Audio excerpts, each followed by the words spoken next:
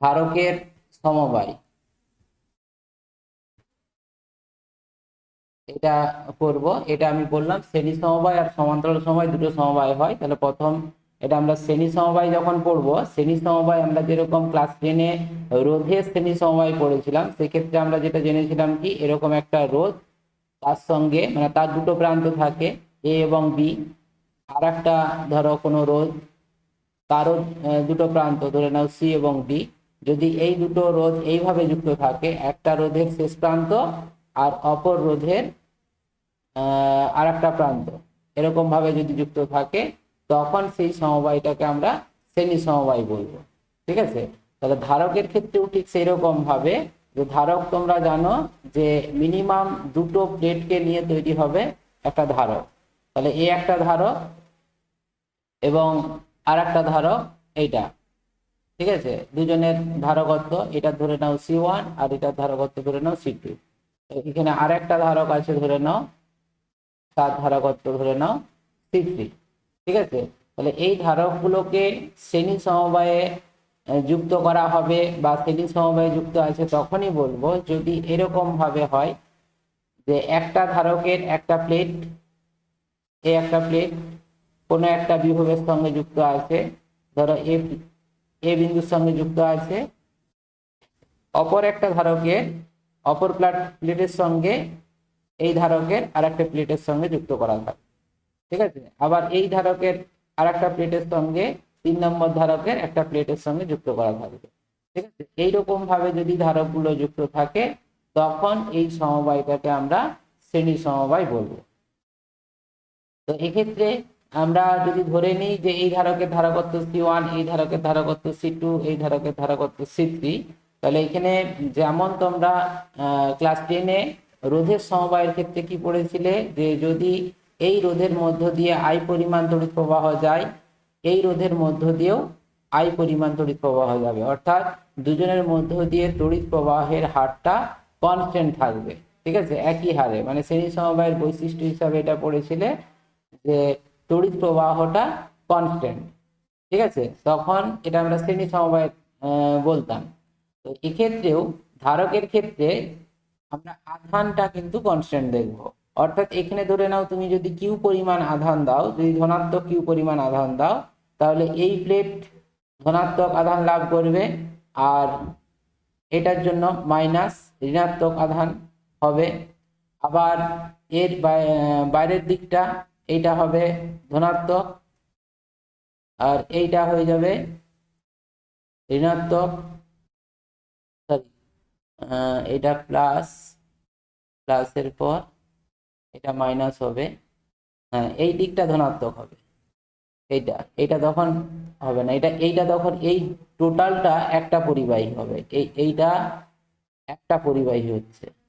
ঠিক আছে? সেই জন্য তার নিকটতম প্রান্ত, এই প্রান্তটা আমি প্লেট নাম্বারটা দিয়ে দিই একটু বোঝানোর সুবিধার্থে। এটা 1 নম্বর প্লেট, এটা 2 নম্বর, এটা 3, এটা 4, এটা 5, এটা 6। ঠিক আছে? তাহলে 1 নম্বর প্লেটকে তুমি যদি প্লাস কিউ আধান দিয়ে আহিত করো, তাহলে 2 নম্বর প্লেট 2 নম্বর এবং 3 নম্বর নিয়ে একটা পরিবাহী হচ্ছে, এবং তার নিকটতম প্রান্ত মাইনাস কিউ আধান আবিষ্ট হবে এবং দূরতম প্রান্ত প্লাস কিউ আধান আবিষ্ট হবে। ঠিক আছে? ঠিক আবার একই রকম ভাবে এই 3 নম্বর প্লেটের জন্য 4 নম্বর প্লেটটা মাইনাস আধানে আবিষ্ট হবে, আর এইটা 5 নম্বর প্লেটটা ধনাত্মক আধানে আবিষ্ট হবে। ঠিক আছে? একই রকম ভাবে এই 5 নম্বর প্লেটের জন্য 6 নম্বরটা ঋণাত্মক আধানে আবিষ্ট হবে। একই রকম ভাবে কন্টিনিউ এই প্রক্রিয়াটা চলতে থাকবে যতগুলো হচ্ছে পরিবাহী এখানে থাকবে। যদি ধরে নেওয়া হয় এক্ষেত্রে 3টেই ধারক আছে, তাহলে এইটা অবশ্যই গ্রাউন্ড থাকবে, কারণ ধারক মানেই একটা প্লেটকে সবসময় গ্রাউন্ড হতেই হবে। তাহলে এখানে 6 নম্বর প্লেটটা গ্রাউন্ড থাকবে।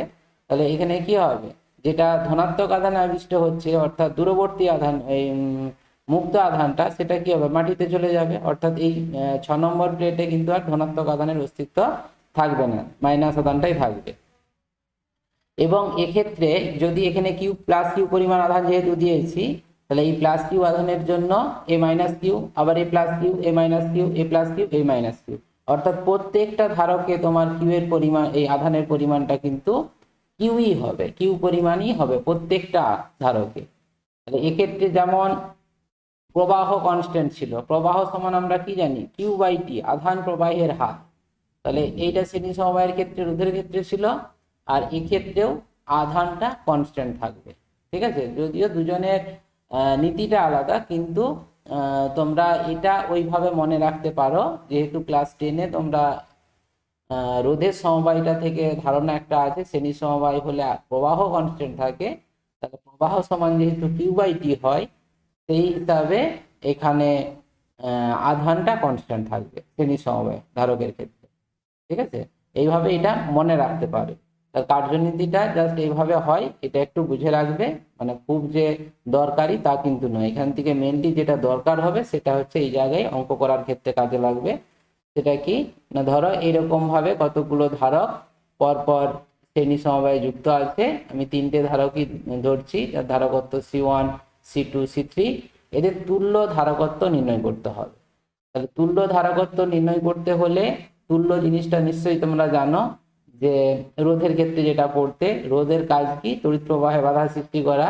তাহলে কোনো একটা তড়িৎ বর্তনীতে একটা রোধ যে পরিমাণ, ধরো 3টে রোধ মিলে যে পরিমাণ তড়িৎ প্রবাহে বাধা সৃষ্টি করবে, সেই বাধাটা যদি একটা রোধই দিতে পারে, তখন ওই 3টে রোধের তুল্য রোধ ওই একটা রোধকে বলা হবে। এক্ষেত্রেও ঠিক সেই রকম ভাবে ধারক মানে কি, আধান ধরে রাখতে পারবে। এখন আপাতত ওইটাই জানবো ধারকের কাজ হিসাবে, যেহেতু এইটুকুটাই জেনেছি। এর আরো অনেক কাজ আছে, সেইটা আমরা পরে জানবো। তো ধারকের সমবায়ের ক্ষেত্রেও তুল্য ধারক আমরা যখন পড়বো, সেক্ষেত্রে একটা ধারক যে পরিমাণ, 3টে ধারক মিলে যে পরিমাণ আধান ধরে রাখতে পারবে, যদি 3টের পরিবর্তে একটা ধারক এমন নেওয়া হয় যে ধারক ওই 3টে ধারকের সমপরিমাণ আধানকে ধরে রাখতে পারবে, তখনই এই 3জন ধারকের তুল্য ধারক সেই একটা ধারককে বলা হবে। ঠিক আছে, তো সেই রকম একটি তুল্য ধারকত্ব নির্ণয় করতে হবে। তো সেটা নির্ণয় করার জন্য জাস্ট এরকম একটি ছবি আঁকবে। ছবি আঁকার পর এখানে তুমি যদি কিউ পরিমাণ আধান দাও, এটা আমরা শ্রেণী সমবায়ের ধারণা অনুযায়ী জানি যে প্রত্যেকটা ধারকের মধ্যে কিউ পরিমাণ আধান থাকবে। কিন্তু যেহেতু প্রত্যেকটার ধারকত্ব আলাদা, সেই জন্য প্রত্যেকটা ধারকের দুই প্রান্তের বিভব প্রভেদটা আলাদা হবে। অর্থাৎ প্রথম ধারকের দুই প্রান্তের বিভব প্রভেদ V1, দ্বিতীয় ধারকের দুই প্রান্তের বিভব প্রভেদ V2 এবং তৃতীয় ধারকের বিভব প্রভেদ V3 হবে। অর্থাৎ এইটা আমি বিন্দুগুলো যদি নাম দিয়ে দিই, ধরো এ বিন্দু, এটা যদি বি বিন্দু, এটা যদি সি বিন্দু এবং এটা যদি ডি বিন্দু হয়, এবং এই এ বিন্দুর বিভব যদি VA, বি বিন্দুর বিভব যদি VB, সি বিন্দুর বিভব যদি VC, ডি বিন্দুর বিভব যদি VD হয়, তাহলে প্রথম ধারকের ক্ষেত্রে আমরা নিশ্চয়ই লিখতে পারবো যে দেখো কিউ ইকাল টু সি, মানে C1 ইন্টু ভি। ভি মানে তোমার VA মাইনাস VB, বিভব পার্থক্য, অর্থাৎ V1 যেটা লিখেছিলাম বিভব পার্থক্য। তাহলে এখান থেকে আমি VA মাইনাস VB এটা সমান বের করে নিচ্ছি, কিউ বাই C1 হচ্ছে। একই রকম ভাবে আমি দ্বিতীয় ধারকের ক্ষেত্রে VB minus VC equal to, যেহেতু আধানটা একই, তাহলে কিউ বাই C2 হবে। একই রকম ভাবে 3 নম্বরটার ক্ষেত্রে, অর্থাৎ VC minus VD, VC minus VD equal to q by C3, এটা হবে। এবারে এখানে তুমি যদি ইয়ে করে দাও, 3জনকে যদি যোগ করে দাও, এখানে ধরে নাও যোগ করে দিলে, তাহলে যোগ করে দিলে দেখো এইটার সঙ্গে এইটা কেটে যাবে আর এটার সঙ্গে এইটা কেটে যাবে। তাহলে এখানে থাকবে VA minus VD equal two, এখানে তুমি যদি কিউ বাই কিউ কমন নিয়ে নাও, তাহলে পড়ে থাকবে 1/C1 plus 1/C2 plus 1/C3, এটা আসবে। তো এখান থেকে এবারে কি করবে, ধরো এবারে এই 3জনের পরিবর্তে আমরা যে 3টে ধারক যোগ করলাম, এই 3জনের পরিবর্তে আমি একটা ধারক নেব, অর্থাৎ 3জনের তুল্য ধারকত্ব, যাকে এই VA মাইনাস VD এই বিভব প্রভেদের মধ্যে যদি রাখা হয়, তাহলে সেও যদি ওই সমপরিমাণ অর্থাৎ কিউ পরিমাণ আধান ধরে রাখতে পারে, তখনই তার ধারকত্বকে তুল্য ধারকত্ব বলবো। তো সেই হিসাবে আমি যদি তুল্য ধারকত্ব C বলি, তাহলে C যার এই প্রান্তের বিভব পার্থক্য হবে VA এবং এই প্রান্তের বিভব পার্থক্য হবে VD, এবং এর ধারকত্ব যদি সি হয় এবং একে কিউ পরিমাণই যদি সে আধান ধরে রাখতে পারে, তাহলে সেই ক্ষেত্রে আমরা VA minus VD equal to লিখতে পারি কিউ বাই সি। ঠিক আছে, তাহলে এই ভ্যালুটা যদি এখানে পুট করে দেওয়া হয়, অর্থাৎ এক্ষেত্রে হবে q by C equal to q into 1/c1 plus 1/c2 plus 1/c3। তাহলে কিউ কিউ কেটে যাচ্ছে, অতএব 1/c equal to 1/c1 plus 1/c2 plus 1/c3। তাহলে এরকম ভাবে যদি আরো অসংখ্য ধারক যুক্ত থাকে তাহলে পরপর ডট ডট ডট ডট হয়ে যাবে। তাহলে এইটি হচ্ছে তুল্য ধারকের মানে শ্রেণী সমবায়ে যুক্ত তুল্য ধারকের ধারকত্বের রাশিমালা। ঠিক আছে, তো এখান থেকে একটা তোমাদের প্রমাণ, যেটা তোমাদের মাধ্যমিকেও ছিল, যে এখানে ধরে নাও তিনটে ধারক তো যুক্ত করা আছে, এখানে C1 C2 এবং C3 যুক্ত করা আছে। যদি বলা হয় যে C1 হচ্ছে সব থেকে ক্ষুদ্র, C1 এর ভ্যালুটা সব থেকে ছোট, সবচেয়ে ক্ষুদ্র, ঠিক আছে, তাহলে তুল্য ধারকত্বের মান অর্থাৎ তুল্য ধারকত্ব যেটা সি বেরালো, এই সি এর ভ্যালুটাও বলছে যে C less than equal to C1 হবে, অর্থাৎ সব থেকে যেটা ক্ষুদ্রতম তার থেকেও ক্ষুদ্রতম হয়। তো সেইটা কিভাবে, এইটা তোমাদের 1 নম্বরের কোশ্চেন আগে একবার এসেছিল। তো এইটা কিভাবে প্রমাণ করবে, সেক্ষেত্রে প্রমাণ করার জন্য জাস্ট শ্রেণী সমবায় তুল্য ধারকত্বের ফর্মুলা আমরা এটা জানি, লিখবে যে এটা ধরবে যে যদি C1 C2 C3 তোমার হচ্ছে শ্রেণী সমবায় যুক্ত থাকে, তার তুল্য ধারকত্ব সি হলে আমরা জানি 1/c equal to 1/c1 plus 1/c2 plus 1/c3। এটি লিখবে, লেখার পরে তোমাদেরকে ধরে নিতে হবে যে ধরি C1 সব থেকে ক্ষুদ্রতম, এটি বলে দিবে যে ধরি C1 সব থেকে ক্ষুদ্রতম, অতএব এটা আমরা লিখতে পারবো যে 1/c equal to 1/c1 plus, এটি ধনাত্মক রাশি। ধনাত্মক রাশি কেন না, ধারকত্ব কখনো ঋণাত্মক হয় না। ঠিক আছে, তাহলে এখান থেকে এই যে বাকি যে যেটা যুক্ত আছে সেটা সবসময় নিশ্চয়ই ধনাত্মক রাশি হবে। ঠিক আছে,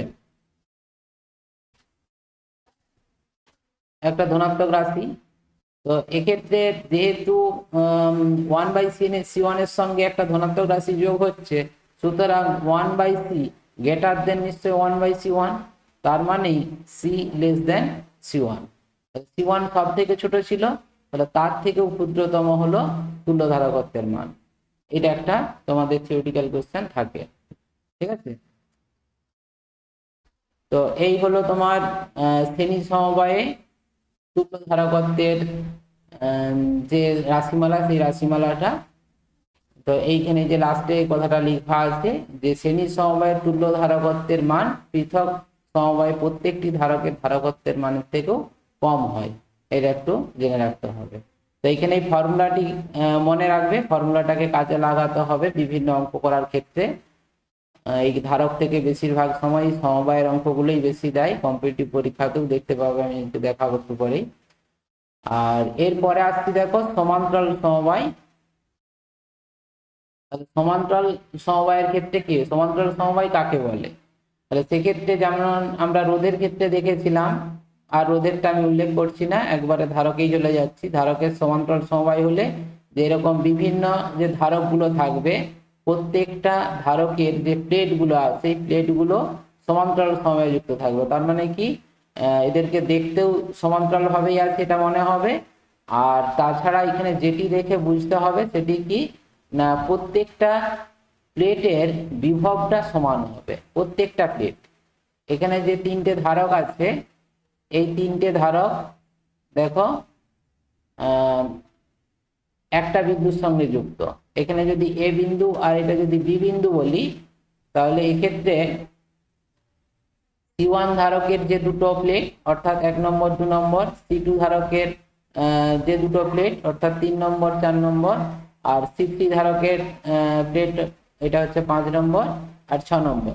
এই যে প্লেটগুলো দেখো 1 নম্বর 3 নম্বর আর 5 নম্বর এক এ বিন্দুর সঙ্গে যুক্ত আছে, অর্থাৎ এখানে যদি তুমি VA বিভব দাও, প্রত্যেকটার বিভব কিন্তু VA। এইটা এই প্লেটটা অর্থাৎ 1 নম্বর প্লেটেরও বিভব VA, 3 নম্বর প্লেটেরও বিভব VA, 5 নম্বর প্লেটেরও বিভব কিন্তু VA হলো। ঠিক আছে। একই রকম ভাবে বি বিন্দুর বিভব যদি ভি হয়, 2 নম্বর প্লেট, 4 নম্বর প্লেট এবং 6 নম্বর প্লেট, এদের বিভব কিন্তু ভিবি হবে। ঠিক আছে, যেহেতু একটা বিন্দুর সঙ্গে যুক্ত আছে। তাহলে কোনো মানে ধারকের মানে কতগুলো ধারকের সমবায়ের ক্ষেত্রে যদি এরকম হয় যে প্রত্যেকটা প্লেটের ধারকত্ব বিভবটা সমান আছে, তাহলে সেই ক্ষেত্রে এই ধারকগুলোকে সমান্তরাল সমবায় বলা হবে। তবে এক্ষেত্রে বলে রাখি যে তোমাদেরকে মানে যদি এইভাবে আমি ছবিটি জাস্ট যেটি এঁকেছি এইভাবে যদি এঁকে দিই, এঁকে দেওয়ার পরে যদি আমি জিজ্ঞেস করি বলতো এই সমবায়টা কোন সমবায় আছে, এখন কেউ যদি এই ব্যাপারটা নাও বুঝে যে বিভব সমান, এটা যদি নাও বুঝে, এটা বলতে পারবে যে যেহেতু ধারকগুলো এরকম সমান্তরাল ভাবেই আছে, দেখতে পাচ্ছি পরপর সমান্তরাল ভাবে আছে, সেই জন্য সমান্তরাল সমবায় এটা বলে দিল। কিন্তু এরকম ভাবে থাকবে না, তোমাদের অঙ্কগুলো করার যখন করবে দেখতে পাবে যে এরকম কিছু প্রবলেম আছে। যেমন আমি একটা উদাহরণ এখানে দিয়ে দিচ্ছি, দেখো ধরো এরকম ভাবে যুক্ত করা আছে, দিয়ে এখানে এইটার সঙ্গে এটা যুক্ত করে দিয়েছে আর এটার সঙ্গে এটা যুক্ত করে দিয়েছে। ঠিক আছে, দিয়ে বলবে কি এটা C1 C2 C3। তাহলে এক্ষেত্রে এটার বিন্দুটার নাম দিবে ধরো এ বিন্দু, এটা ধরে নাও বি বিন্দু, এটা সি বিন্দু, এটা ডি বিন্দু, দিয়ে বলবে এই সমবায়ের ধারকত্ব কত, বা প্রত্যেকটা ধারকত্ব ধরো সি সি বলা আছে, C1 C2 না বলে সি সি সি করা আছে। তো সেক্ষেত্রে এর তুল্য ধারকত্ব নির্ণয় করো, 1 নম্বরে থাকবে এমসিকিউ এর মধ্যে। তো এক্ষেত্রে দেখে মনে হচ্ছে যেন শ্রেণী সমবায়, অর্থাৎ শ্রেণী সমবায় আমরা এরকমই করেছিলাম, যে এরকম দেখো শ্রেণী সমবায় এই জিনিসটা করা আছে, তাহলে এইরকমই দেখে মনে হচ্ছে। কিন্তু এখানে সমান্তরাল সমবায়ের মতো আবার হচ্ছে না, এই যে সমান্তরাল সমবায় যেরকম আছে সেইভাবেও হচ্ছে না। কিন্তু এখানে দেখো এই যে একটা কানেক্টিং ওয়্যার দিয়ে যুক্ত করা আছে এ থেকে সি বিন্দু আর বি থেকে ডি বিন্দু, তাহলে এইটা দেখে একটা ভাবনার ব্যাপার আছে যে এইটা শর্ট করা আছে, অর্থাৎ এটা একটা পরিবাহী তার দ্বারা যুক্ত করা আছে। এই অংশটা পরিবাহী তার দ্বারা যুক্ত করা আছে, অর্থাৎ এই বিন্দুর যদি বিভব ভিএ হয়, এই বিন্দুর বিভবও ভিএ হবে। একই রকম ভাবে এই বিন্দুর বিভব যদি ভিবি হয়, এই বিন্দুর বিভবও ভিবি হবে। এটা ডি বিন্দু ভিডি ধরছি, তাহলে এইটাও ভিডি হবে। ঠিক আছে, তাহলে এক্ষেত্রে দেখো আমি যদি প্লেট নাম্বার দিই, আমি দুটো প্রসেস দেখাচ্ছি, দুটো প্রসেসের মধ্যে কোন প্রসেসটা তোমাদের সহজ হবে সেটাই করবে তোমরা। তাহলে 1 নম্বর, 2 নম্বর, 3 4 5 6 এরকম প্লেট নাম্বার দিয়ে দিবে। ঠিক আছে, এটা হয়তো আমি যেভাবে বলছি প্রথম প্রসেসটা, এটা একটু হয়তো তোমাদের লেন্দি হবে, মানে অঙ্কটা বা এটা করতে গেলে একটু বেশি সময় লাগবে। কিন্তু এক্ষেত্রে তোমার যেরকমই সমবায় দেখ না কেন, প্রত্যেকটা সমবায়কে কিন্তু তুমি কোন সমবায় আছে বা কিভাবে তুল্য ধারকত্ব নির্ণয় করতে পারবে সেটা কিন্তু এই প্রসেসে করতে পারবে। ঠিক আছে, এটা অনেকটা মানে ইজি প্রসেস, কিন্তু সময়টা বেশি লাগবে। সেক্ষেত্রে আমরা প্রথমে যেটা প্রসেস বলছি সেটা হচ্ছে কি এরকম প্লেট নাম্বার দিয়ে দেবো। নাম্বারিংটা তুমি যেখান থেকে খুশি করতে পারো, মানে সবসময় যে বাম দিক থেকেই করতে হবে তার কোনো মানে নেই, তুমি ডান দিক থেকেও করতে পারো। তাহলে 1 2 3 4 5 6 নাম্বার দিয়ে দিলাম। এবার আমি যে ব্যাপারটা বলছিলাম, তো এখানে ধরে নাও এই 1 নম্বর প্লেট যুক্ত আছে দেখো এ বিন্দুর সঙ্গে, আর 4 নম্বর প্লেট যুক্ত আছে এ বিন্দুর সঙ্গে, কার মাধ্যমে না এই পরিবাহীটার মাধ্যমে। 4 নম্বর প্লেটটাও যুক্ত আছে আর 5 নম্বর প্লেটটাও যুক্ত আছে এই পরিবাহীটার মাধ্যমে। তো সেই হিসাবে আমি যদি ছবিটাকে ঠিক এরকম আঁকি, দেখো এখানে 3টে প্লেটের নাম দিয়ে দিচ্ছি, এ একটা প্লেট, এ একটা প্লেট, এ একটা প্লেট, এই তিনটেই, অর্থাৎ 1 নম্বর আর কোনটা বললাম 4 নম্বর, আর একটা বললাম 5 নম্বর। দেখো এই প্লেটগুলো এ বিন্দুর সঙ্গে যুক্ত আছে, এটা সবাই বুঝতে পারছো কিনা, কিভাবে যুক্ত আছে সবাই দেখতে পাচ্ছ নিশ্চয়ই। আচ্ছা, এরপরে দেখো 1-এর পাশে ওরা চোখ বন্ধ করে যেটি করবে, 1-এর পাশে 2 দিবে, কারণ 1-এর পাশেই দেখো আছে 2 নম্বর। 4-এর পাশে কে আছে? 3 আছে, 3 দেবে, এটা 3, এটা 2, আর 5-এর পাশে আছে 6, এটা লিখবে 6। দেখো এবারে তুমি এখান থেকে দেখো 2 number plate, 2 number plate, 3 number plate এবং 6 নম্বর প্লেট একসঙ্গে যুক্ত আছে, অর্থাৎ একটা বিন্দুর সঙ্গে যুক্ত আছে। স্বাভাবিকভাবেই এইটা, এইটা, এইটা, এটা হচ্ছে সমান্তরাল। এবারে দেখতে পাচ্ছ এই যে এই বিন্দুর সঙ্গে যুক্ত, এটা হচ্ছে তোমার ডি বিন্দু, এই ডি বিন্দুর সঙ্গে যুক্ত। স্বাভাবিকভাবে এটার যদি ধারকত্ব তোমার সি, এটার যদি সি এবং এটা যদি সি হয়, তাহলে তিনটেই দেখতে পাচ্ছ সমান্তরাল সমভাবে যুক্ত আছে। ঠিক আছে, তাহলে এই সার্কিটটাকে অ্যানালাইসিস করলে এরকমটা পাবো। এইটি বের করার পর তুমি তুল্য ধারকত্বটা বের করতে পারবে। ঠিক আছে, তাহলে এই একটা প্রসেস বললাম। আর একটা যে প্রসেসটা বলছি সেটা হচ্ছে কি না, বিভব গুলো ধরে করতে হবে। বিভবটা কিরকম না, যেটা বললাম প্রথমে, এ বিন্দুর বিভব ভিএ, সি বিন্দুর বিভব ভিএ, আর ডি বিন্দুর বিভব যেটা, বি বিন্দুর বিভব সেইটাই। তাহলে দেখতেই পাচ্ছ যে 2 নম্বর, 3 নম্বর আর 6 নম্বর দুজনের বিভব, তিনজনের তিনটে প্লেটের বিভব একই। আর 4 নম্বর, 5 নম্বর এবং 1 নম্বর প্লেটের বিভব হচ্ছে একই। তাহলে এইরকম ভাবে মানে যখনই বিভবটা সমান দেখতে পাচ্ছ, যে তোমাকে এটা সমান্তরাল সমবায় করতে হবে আর কি।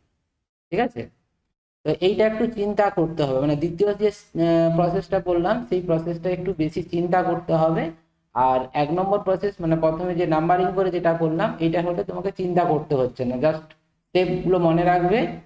সেই হিসাবে তোমাকে পরপর স্টেপগুলো করলেই তুমি এইভাবে কিন্তু তুল্য ধারকত্বটা বের করতে পারবে। আচ্ছা, এখানে এইভাবে আমরা তাহলে সার্কিট অ্যানালাইসিসটা করতে পারবো। আচ্ছা, তার আগে তুল্য ধারকত্বের রাশিমালাটা কিরকম হবে সেটা বলা হলো না, ওটা বলার পর এটা করলেই ভালো হতো। যাই হোক, তুল্য ধারকত্বের রাশিমালাটা তাহলে কিভাবে পাবো? তাহলে এক্ষেত্রে আমরা যেটা বললাম যে এরকম তিনটে ধারক ধরে নিচ্ছি, তিনটে ধারক এরকম সমান্তরাল সমবায়ে যুক্ত আছে। প্রত্যেকটার দুই প্রান্তের বিভব পার্থক্য এক্ষেত্রে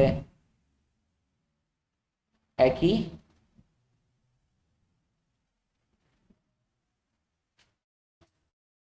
এইটার বিভব ভিএ আর এটার বিভব ভিবি। তাহলে এখানে ধারকত্বগুলোকে আমি C1, C2, C3 দেখো এইভাবে যুক্ত করে দিয়েছি। তাহলে এখানে তুমি যদি বিভব একই বিভবে রাখো, অর্থাৎ আমি যদি এখানে তোমাদেরকে বলি,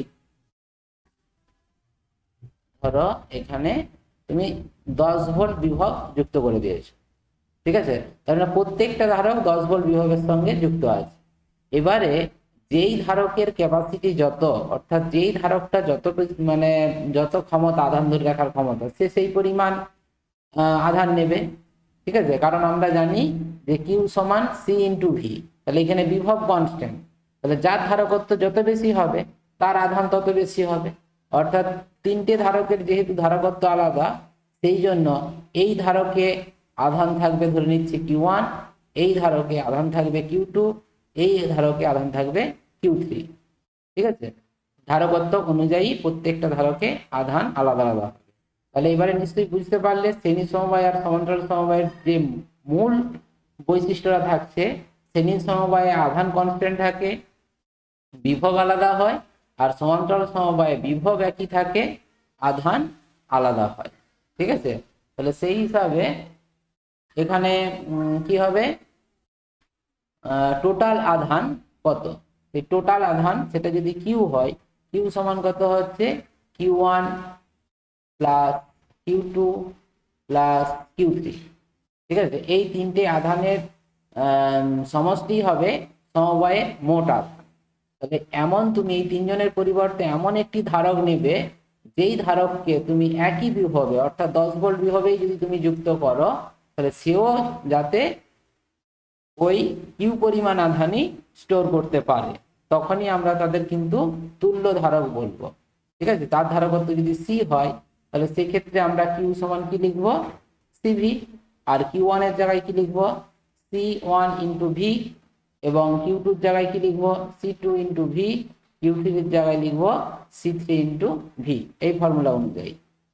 তাহলে এখানে তোমার C into V equal to C1 plus C2 plus C3 into V হলো, এখানে ভি ভি কেটে গেল, তাহলে ভি ভি যদি কেটে যায় তাহলে C equal to C1 plus C2 plus C3। এটা এরকম ভাবে যদি n সংখ্যক ধারক যুক্ত থাকে তাহলে পরপর এইভাবে যুক্ত হয়ে যাবে। তাহলে সমান্তরাল সমবায়ের তুল্য ধারকত্বের রাশিমালা সেটি হচ্ছে এইটি C1 plus C2 plus C3। ঠিক আছে, তাহলে এক্ষেত্রেও যদি ধরে নেওয়া হয় যে C1 সব থেকে বড়, মানে এদের মধ্যে C1 সব থেকে বৃহত্তম, সবচেয়ে বড়, এটা যদি হয় তাহলে সি প্রমাণ করতে বলবে যে সি গ্রেটার দেন C1, অর্থাৎ সব থেকে যেটা বড় তার থেকেও বড় হয় তুল্য ধারকত্বের মান। সেক্ষেত্রে ওই একই রকম ভাবে প্রমাণ করবে, যে ধরে নেবে যে মনে করি C1 C2 C3 তোমার যদি আরো বেশি সংখ্যক নাও ডট ডট করে n সংখ্যক ধারক শ্রেণী সমবায়ে যুক্ত আছে এবং এই ধারকগুলির মধ্যে C1 সব থেকে বৃহত্তম, তাহলে অতএব তুল্য ধারকত্ব সি সমান C1 plus C2 plus C3 dot dot করে Cn লিখে দিলে। এরপরে অতএব তুল্য ধারকত্ব C equal to C1 plus, যেহেতু ধারকত্ব ঋণাত্মক হতে পারে না, একই রকম ভাবে এটা বলবে ধনাত্মক রাশি। ঠিক আছে, ধনাত্মক রাশি এটা বলবে। আচ্ছা, তারপরে একই রকম ভাবে অতএব C1 এর সঙ্গে যেহেতু একটা ধনাত্মক রাশি যোগ হচ্ছে, সুতরাং সি গ্রেটার দেন C1, অর্থাৎ তুল্য ধারকত্ব মান যে কোনো সমবায় যুক্ত যে কোনো ধারকের ধারকত্বের থেকেও বৃহত্তম হয়। ঠিক আছে, তাহলে এইভাবে তোমরা এই প্রমাণটা করতে পারো। তুল্য ধারকত্বে তাহলে সমবায়ের ক্ষেত্রে মনে রাখবে বিভব পার্থক্য ধ্রুবক থাকবে, আর এই লাস্ট এই লাইনটা এটা মনে রাখবে, আর ফর্মুলাটা তো মনে রাখতেই হচ্ছে। আচ্ছা, এবারে এখানে তোমাদের আমি ইয়েতে চলে যাই একটু, ওই এবছর নিটের যে কোশ্চেনটা দিয়েছে সেই নিটের কোশ্চেনটাতে একটু যাই, তোমাদেরকে যেটা দিলাম একটু দেখো।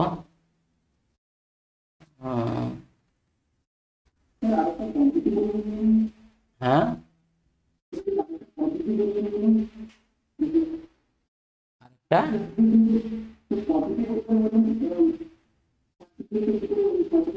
হ্যাঁ, দুটোই বললাম, তুমি দুটোই বললাম, খেয়াল করনি মনে হচ্ছে।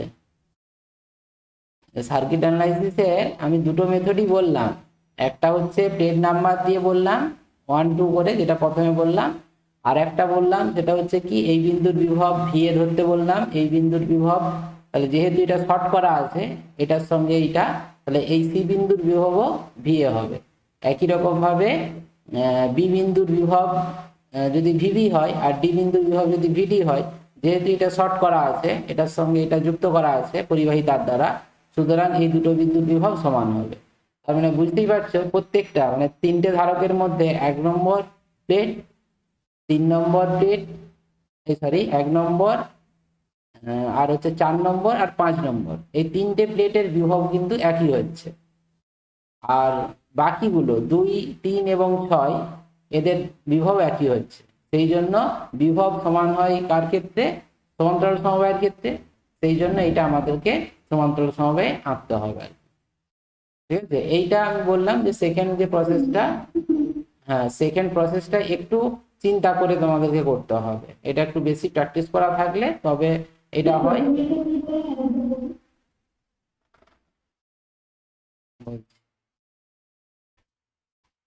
ধরো এই তিনটে প্লেট এইভাবে যুক্ত করা আছে, সরি হ্যাঁ আগের যে ছবিটা এঁকেছিলাম এভাবে যুক্ত করা আছে, এটা দেখে শ্রেণী সমবায় মনে হচ্ছে সবারই। এবারে কি করা হচ্ছে, এইখান থেকে এইখান পর্যন্ত একটা পরিবাহী তার দ্বারা যুক্ত করে দিচ্ছে, আর এইটা থেকে এটা পর্যন্ত আর একটা পরিবাহী তার দ্বারা যুক্ত করে দিচ্ছে। এই বিন্দুটার বিভব যদি ভি এ, আর এই বিন্দুর বিভব যদি ভিবি, এই বিন্দুর বিভব যদি ভিসি, আর এই বিন্দুর বিভব যদি ভিডি হয়, ভিডি যদি হয়, তাহলে আমরা ছবি থেকে দেখতে পাচ্ছি তোমার V A equal to VC আর ভিবি ইকাল টু ভিডি। ঠিক আছে, অর্থাৎ এই যে ধারকটা C1 C2 এবং C3, এই তিনটে ধারকের মধ্যে দেখো C1 ধারকের দুই প্রান্তের বিভব পার্থক্য যা VA মাইনাস ভিবি, এর বিভব পার্থক্য কত? VA minus VB. C2 ধারকের দুই প্রান্তের বিভব পার্থক্য এটা কত? বিভব পার্থক্য ভিবি মাইনাস ভিসি। তাহলে ভিবি মাইনাস ভিসি সমান কত? ভিএ তো, তাই তো নাকি? ভিসি সমান তো ভিএ। তাহলে এটা লেখা যায় একই রকম ভাবে এইটার বিভব পার্থক্য কত? ভিসি মাইনাস ভিডি। যেহেতু তোমার হচ্ছে ভিসি ইকাল টু ভিএ, বা এটা তুমি লিখতে পারবে ভিএ আর ভিডি ইকাল টু ভিবি, তাহলে এটা লিখবে ভিএ মাইনাস ভিবি। দেখো প্রত্যেকটার বিভব পার্থক্য ভিএ মাইনাস ভিবি, প্রত্যেকটারই। এটা যদিও ঋণাত্মক হচ্ছে, ঋণাত্মকটা নয়, এখানে নিউমেরিক্যাল ভ্যালুটা দেখলেই হবে, বিভব পার্থক্যটা সমান। সেই হিসাবে প্রত্যেকটা ধারকের যেহেতু বিভব পার্থক্য সমান হচ্ছে, সুতরাং ধারক তিনটা সমান্তরাল সময়ে থাকবে। এটা হচ্ছে সেকেন্ড মেথডটা যেটা বললাম, আর প্রথম মেথডটা হচ্ছে নাম্বারিং করে। ঠিক আছে, শান্তনু? আচ্ছা, এরপরে আজকের এই নিটের প্রথম কোশ্চেনটা দেখো, এই যে এই কোশ্চেনটা, এইটি দেওয়া ছিল প্রথম, যে চিত্রে বর্ণিত তুল্য ধারকত্ব নির্ণয় করো। তুল্য ধারকত্বটা কত হবে এইটা? তাহলে এক্ষেত্রে তোমার সি সি মানে এইটাও তোমার ধারকত্ব সি আছে, এইটার ধারকত্ব সি, এটারও ধারকত্ব সি। ছবিটা দেখে যেটা মনে, হ্যাঁ 2C উত্তর হবে, কিন্তু তার আগে একটু অ্যানালাইসিস করে দিই। হ্যাঁ এইটাই, এই যে ধরো এইটা 3 নম্বর যে ধারকটা, এটা দেখো একটা পরিবাহী তার দ্বারা শর্ট করা আছে, এইটা শর্ট করা আছে, অর্থাৎ এই দুটো বিন্দু, অর্থাৎ সি, এই 3 নম্বর যে ধারকটা, আমি যদি এটা 1 নম্বর, এটা 2 নম্বর, আর যদি 3 নম্বর বলি, এই 2 নম্বর ধারকটা দুই প্রান্তের বিভব পার্থক্য 0 হচ্ছে, V equal to del V equal to 0 হচ্ছে। ঠিক আছে, কারণ বিভব পার্থক্য শূন্য, যেহেতু পরিবাহী তার দ্বারা শর্ট করা আছে। আর তোমাকে ধারকত্বটা নির্ণয় করতে হবে এই দুটো বিন্দুর মধ্যে, এটা যদি এ বিন্দু আর এটা যদি বি বিন্দু হয়, এ আর বি বিন্দুর মধ্যে বিভব পার্থক্য, এই তুল্য ধারকত্ব নির্ণয় করতে হবে। এটা যেহেতু শর্ট করা আছে, সেই জন্য এর দুই প্রান্তের বিভব পার্থক্য শূন্য। তাহলে ধারকত্ব থাকা মানে ধারক থাকা না থাকা সমান। ঠিক আছে, এর মধ্য দিয়ে কোনো আধানের প্রবাহ হবে না। তাহলে এই ধারকটা তোমার এরকম, সমবায়টা তখন এরকম হয়ে যাচ্ছে, এই জিনিসটা হচ্ছে জাস্ট এরকম হচ্ছে। তার মানে বুঝতেই পারছো যে এই ধারকগুলো, এখানে তোমার যদি বিভব ভিএ আর এটার যদি বিভব ভিবি হয়, বুঝতেই পারছো যে এর দুই প্রান্তের বিভব পার্থক্য যা, এরও দুই প্রান্তের বিভব পার্থক্যই তাই। অর্থাৎ এরা সমান্তরাল সমবায় আছে। তাহলে সমান্তরাল সমবায় তুল্য ধারকত্ব সি সমান কত হয়? C1 plus C2, C plus C, তার মানে 2C হবে। ঠিক আছে, সুতরাং এই 2 নম্বরটা হবে উত্তর। ঠিক আছে, আচ্ছা এইটা খুললাম যখন একবারে বলে দিই, তোমাদের মেরুবর্তী ধারকের ধারক চ্যাপ্টার থেকে এই কোশ্চেনটা এসেছে, এই জন্য দুটো কোশ্চেন বলছিলাম, যে মেরুবর্তী পদার্থ আর অমেরুবর্তী পদার্থ যেটা পড়েছিলে, যে পোলার অণু কাদের বলা হয়? যে মেরুবর্তী পদার্থ। পোলার অণু মানেই মেরুবর্তী পদার্থ যেগুলো, যে পোলার অণু কাদের বলা হয়? যাদের দ্বিমেরু ভ্রামক শূন্য। তোমরা কি জানো? পোলার মেরু মানে যাদের স্থায়ী দ্বিমেরু ভ্রামক থাকে, তাই তো? যেমন H2O, তারপরে CCl4, এইগুলোর ক্ষেত্রে তো দ্বিমেরু ভ্রামক আছে। দেখো কেবলমাত্র তড়িৎ ক্ষেত্রে উপস্থিত আধানের সরণের জন্য দ্বিমেরু ভ্রামক অর্জিত হয়, এটা হচ্ছে অমেরুবর্তী পদার্থের ক্ষেত্রে। ওদের অমেরুবর্তী পদার্থকে যদি তড়িৎ ক্ষেত্রের মধ্যে স্থাপন করো, তখন তারা মেরুবর্তী পদার্থে পরিণত হয়। তার মানে এই যে বলেছে তড়িৎ ক্ষেত্রের উপস্থিতিতে আধানের সরণের জন্য দ্বিমেরু ভ্রামক অর্জিত হয়, দ্বিমেরু ভ্রামক সৃষ্টি হয়। আর 3 নম্বর বলেছে দ্বিমেরু ভ্রামক অর্জিত হয় কেবলমাত্র চৌম্বক ক্ষেত্রে, এটা কখনোই সম্ভব নয়, চৌম্বক ক্ষেত্রে তো হবে না। আর স্থায়ী দ্বিমেরু ভ্রামক থাকে। তাহলে এইটাই হবে উত্তর। মানে মেরুবর্তী পদার্থ পোলার অণু তাদের বলা হবে যাদের স্থায়ী দ্বিমেরু ভ্রামক থাকে। ঠিক আছে, তাহলে দেখো মানে এই দুটো কোশ্চেন যে ধারক থেকে হলো, এই ধারকের থেকে কোশ্চেন গুলো কত ইজি। তোমরা 12-এ যেই জিনিসগুলোই পড়ো মানে এইগুলো আমি কোশ্চেনটা এবারে এই কারণেই রেখেছি যে তোমাদেরকে প্রত্যেকটা চ্যাপ্টারের যাই করার সময় এই কোশ্চেনগুলো আমি দিয়ে দেবো। দেখবে যে যেই জিনিসগুলি পড়ানো হয় তোমাদের, আমি 12-এ যেইগুলো 11-এও যা পড়িয়েছি একদম সেই কনসেপ্টের উপরেই কোশ্চেন হয়। যেমন ধরো তোমাদের লাইট পড়ানো হয়েছে, এই লাইটের এই কোশ্চেনটা দেখো কত ইজি, যে একটা বিন্দু বস্তুকে 30 সেন্টিমিটার ফোকাস দৈর্ঘ্যের একটি উত্তল লেন্স থেকে 60 সেন্টিমিটার দূরে রাখা আছে। এই উত্তল লেন্স থেকে ছবি এঁকেই দেওয়া আছে, 60 সেন্টিমিটার দূরে আছে। তার মানে এখানে ইউ ইকাল টু -60।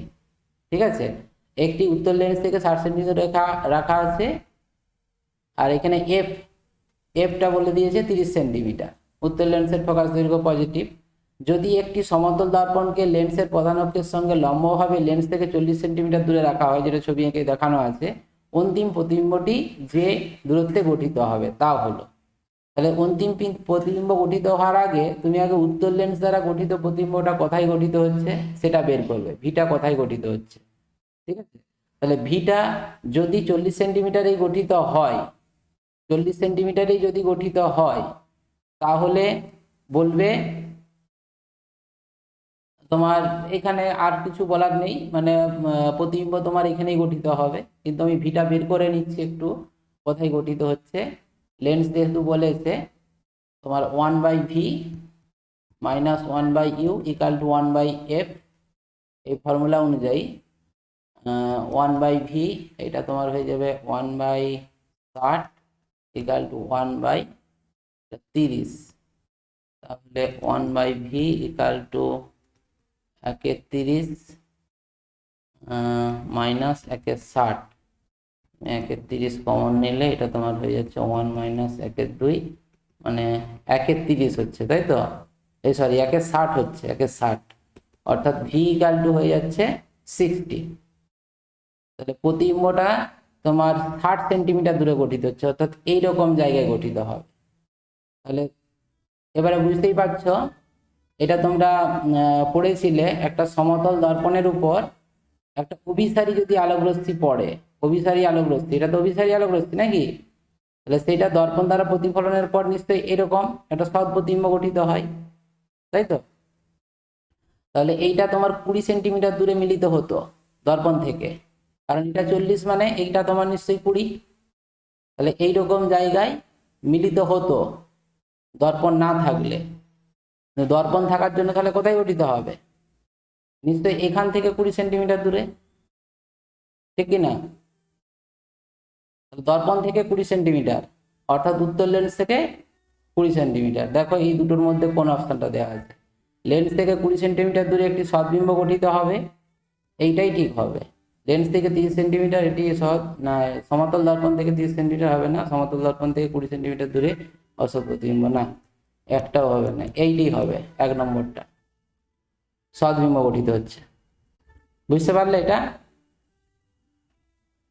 এটা ক্যালকুলেশন, হ্যাঁ ক্যালকুলেশন করে দেখবে, মানে কত ইজি বুঝতেই পারছো। তোমরা এই নিয়ে অনেক অঙ্ক করেছো। আচ্ছা, তারপরে এখানে এগুলো আচ্ছা এইটা এইটা হচ্ছে তোমার কুলম্বের সূত্র থেকে এই 45-এর অঙ্কটা দেখো, যে একই আকারে 27টি ফোঁটার প্রত্যেকটির 220 বিভবে আহিত করা হলো। এবার ফোঁটাগুলিকে একত্রিত করে একটি বড় ফোঁটায় পরিণত করা হলো। বড় ফোঁটার বিভব কত? ঠিক আছে, তাহলে এইটা তোমাদের যে ফর্মুলাটা ছিল যে 27টা ফোঁটার একসঙ্গে যখন মিলিত হয়ে যাচ্ছে তখন মিলিত ফোঁটার ব্যাসার্ধ কত সেটি বের করতে হবে। অর্থাৎ 4/3 পাই বড় আর কিউব ইকাল টু 27 ইন্টু 4/3 পাই ছোট আর কিউব। ঠিক আছে, এখানে 4/3 পাই কেটে যাচ্ছে, তার মানে capital R equal to 3r, এটা হচ্ছে। ঠিক আছে? তাহলে প্রত্যেকটার মানে 220 ভোল্ট বিভবে দেখো প্রত্যেকটাকে আহিত করা হয়েছে, তাহলে প্রত্যেকটার আধান কত না কিউ সমান, এটাও কিন্তু ধারকের একটু কনসেপ্ট আছে, কিউ সমান সি ইন্টু ভি। তাহলে সি যেহেতু ধারকত্বের সঙ্গে ব্যাসার্ধের সঙ্গে সমান, সেই জন্য এটা আর ইন্টু ভি, ভিটা কত 220। ঠিক আছে, এটা হচ্ছে প্রত্যেকটি জলবিন্দুর হচ্ছে আধান। তাহলে এবারে বড় জলবিন্দুর আধান বের করতে বলেছে, তাহলে বড় জলবিন্দুর আধান সমান কত হবে, কিউ সমান সি বাই ভি। তাহলে সিটা কত, সিটা হচ্ছে তার ব্যাসার্ধের সঙ্গে সমান অর্থাৎ আর বাই ভি। তাহলে সেই ভিটা কত, ভি ডট, যেটা আমাকে নির্ণয় করতে হবে। ঠিক আছে, তাহলে ভি ইকাল টু কত, ও আমি ফর্মুলাটা ভুল করলাম, কিউ সমান সি ভি, ক্যাপিটাল কিউ সমান কত সি, সি এর জায়গায় লিখবো আমি আর ইন্টু ভি, ভি এর জায়গায় কত ভি ডট, যেটা বড় জলবিন্দুর বিভবটা বের করতে হবে। অতএব ভি ডট ইকাল টু কত, কিউ বাই আর। তাহলে কিউ এর ভ্যালু কত, কিউ এর ভ্যালু একটা জলবিন্দুর আধান হচ্ছে এইটা, তাহলে এইরকম তোমার 27টা আছে, তো তাহলে নিশ্চয়ই 27 ইন্টু ছোট কিউ, ছোট কিউ এর ভ্যালু কত, ছোট আর ইন্টু 220 ডিভাইডেড বাই বড় আর সমান কত 3 ইন্টু ছোট আর। তাহলে আর আর কেটে গেল, এটা কেটে গেল, তাহলে 9 হচ্ছে, 9 ইন্টু 220 অর্থাৎ 0, 9 দুগুণে 18, 8 হাতে 19, 1980। তাহলে 4-এর অপশনটা হচ্ছে দেখো 1980 ভোল্ট। কঠিন ছিল অঙ্কটা?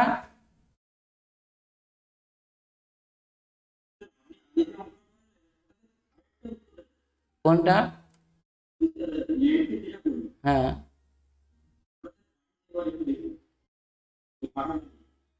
আচ্ছা, এরপরে তোমাদের উদাহরণের অঙ্কগুলো, এখানে যে অঙ্কগুলো আছে অঙ্কগুলো জাস্ট মানে ফর্মুলা পুটিং বা ছবি এঁকে দেখবে, করতে পারবে। যে একের অঙ্কটা আছে 40 মাইক্রোফ্যারাড 60 মাইক্রোফ্যারাড দুটি ধারক সমান্তরাল সমবায় যুক্ত 240 ভোল্ট বিভব প্রয়োগ করালে সময়টি তুল্য ধারকত্ব নির্ণয় করে মোট আধান এবং প্রতিটি ধারকের আধান নির্ণয় করবে। জাস্ট পরপর স্টেপ বাই স্টেপ করবে, তাহলে হয়ে যাবে, এগুলো দেখে রাখবে, একটু অসুবিধা হলে তখন দেখবো। আর একই রকম দুইয়েরটাও একই অঙ্ক, যে কোনো একটা করে রাখতে পারো একই প্রসেসে।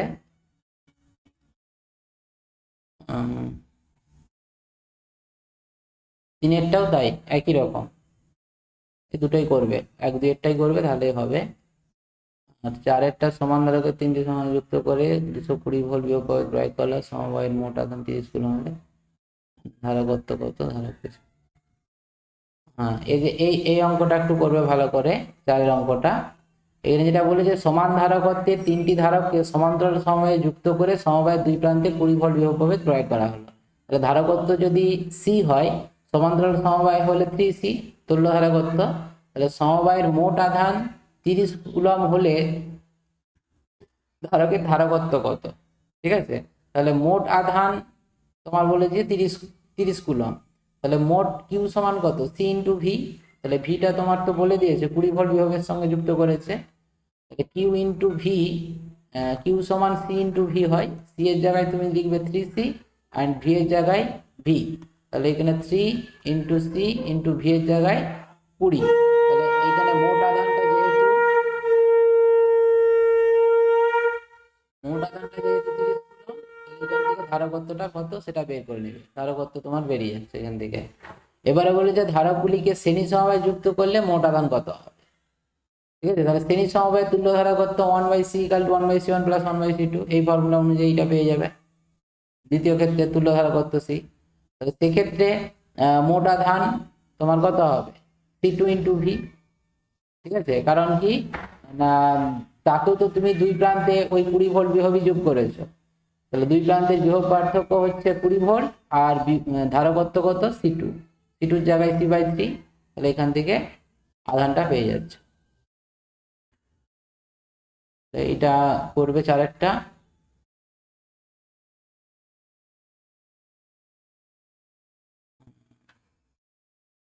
একই রকম, এইটাও দেখে রাখতে পারো, পাঁচেরটা একই রকম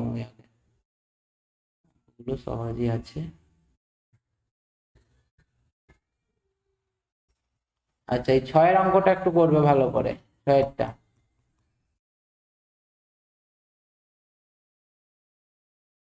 মানে এখানে বলেছে দেখো, দুটি ধারক এ এবং বি এর ধারকত্ব যথাক্রমে 1 মাইক্রোফ্যারাড এবং 2 মাইক্রোফ্যারাড।